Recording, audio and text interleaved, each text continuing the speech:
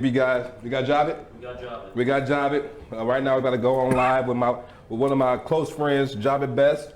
Let's bring him in. All right, kindly joining us, as I said, the loudest I have ever heard, Ford Field, is when this guy made an electrifying 88-yard run against the Bears on a Monday night in 2011. Give him a napkin. Let's welcome him in, as I've got cheese and jalapeno all over me. Jahvid Best, kindly joining us on Baligian and Bell. And first of all, Jahvid, thanks so much for joining us. How are you? I'm doing good, man. As good as I can be with the circumstances of the world right now, but I'm doing good. Thanks for having me. Good. No problem, man. Jahvid, man. Listen, I appreciate you coming on. It's been a while since I've been able to get up with you. It's great to hear you're doing well.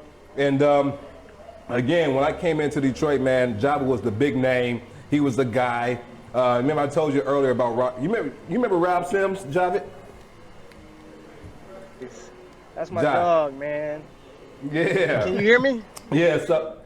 No, we can hear you. We can hear you. So it's funny, man.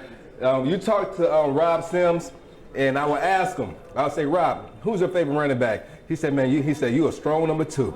He said you're a strong number 2. I said, who's the number 1? He said, I love Jahvid because I make that block for him. He's going the whole 80 yards, man. He said, you're going to get hawked down.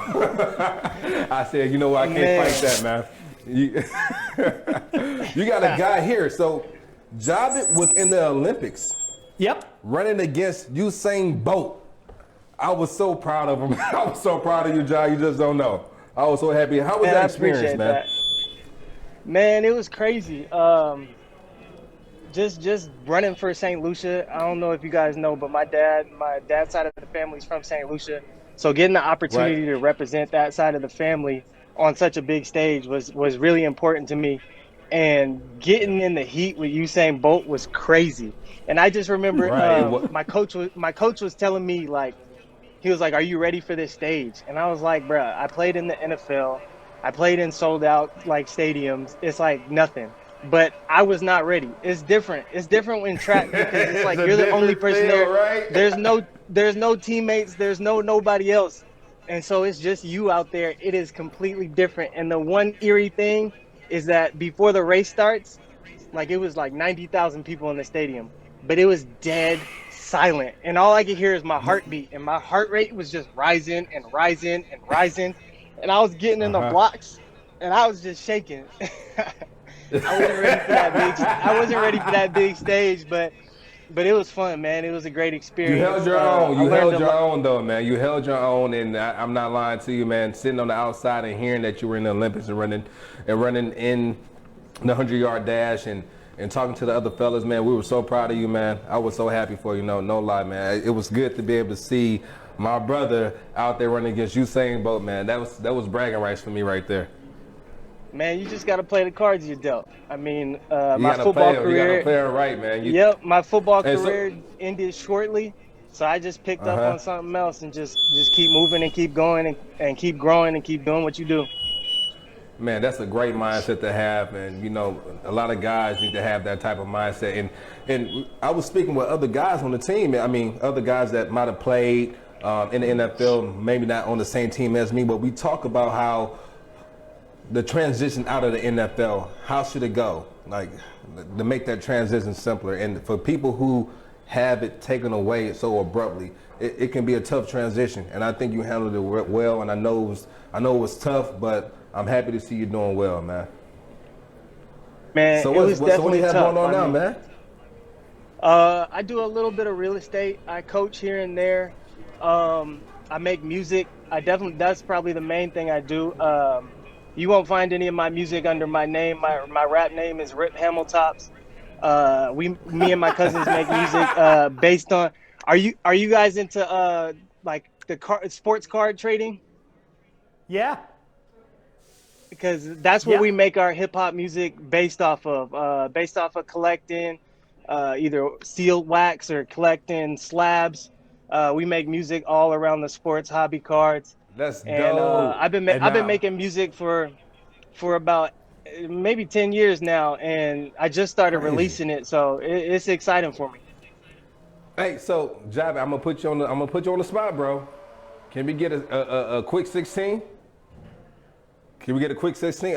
Even I'll take even 4 bars. I'll take even 4. Can we get something here? I'm the producer / engineer. So if we get my other artists, if we get my other artist on here, he's a spitter. But I'm the one making the beats, and I'm the one putting the tracks together. But you can stream it, man. Right, so I got a couple of verses out there. All right, so listen. So you know I play the piano, but I only play by ear. I can't read notes. Let's get together. Let's do something. Let's make something. Let's make some magic. Yeah, we could definitely do that because I don't play the piano at all. I just go by ear too, and it takes me hours to create a melody because of that. I should get some lessons. It would be a lot faster. The process would be a lot quicker. But the way I get it, I'm good with the 808s and the hi-hats and the claps. Okay, okay, well, dope. Well, that's something I never knew you made music. I'm glad I had you on. I learned something new. And Jahvid, obviously, so many people have asked just since you've joined us how you're doing. I mean, as you mentioned, everybody was worried about you. I mean, not only did we miss you as a football player, but as a human being, we wanted to make sure you're healthy. Everything okay there? You got that under control, so to speak? Yeah, I mean, speaking on the concussion thing, it was really a tricky situation. I mean, I felt fine as a person. I had no really lingering effects, but at the same time, I had literally brain damage in my head. And so I just basically made this decision. It wasn't safe for me to keep putting myself in harm's way, but physically, I was fine, and that was the toughest part, man. It took a while because I was still fast. I was the strongest, best shape of my life, and I also felt like I was just getting healthy. I was struggling with turf toe my rookie season, and my second year, the turf toe was good, so I was feeling healthy. I felt like I was really getting my feet set, and then the concussions came along. But, that's just how life goes, man. Yeah. Well, it sounds like you got a great attitude, man. I mean, that's what I've heard you say a couple times. This is what life has dealt you. It sounds like you're making the most of it and enjoying yourself now. Definitely. That's what you got to do, man. It's just you just try, and you never know what the circumstances or the outcomes are going to be, but all you got to do is just give it effort, and you'll never have any regrets or any resentment about any decisions if you give it 100%. And I definitely did that with football, so I was cool with it, man. But you know what though, and it's funny for him to say that when I talk to guys who's had a long career, and I'll ask them, do you guys miss the game? And the first thing they say, no, we don't miss the game. We gave it all we had. We don't miss it at all. We miss. You might miss the crowd cheering. You might miss that locker room camaraderie. And that's why I try my hardest to try to keep in contact with a lot of the guys I play with. Me and Jahvid have been playing with each other since 2012, and we always kept in contact over the years. I think the last time I saw you, I ran into you at the elevator. Was that Vegas? In Vegas, yep. I'm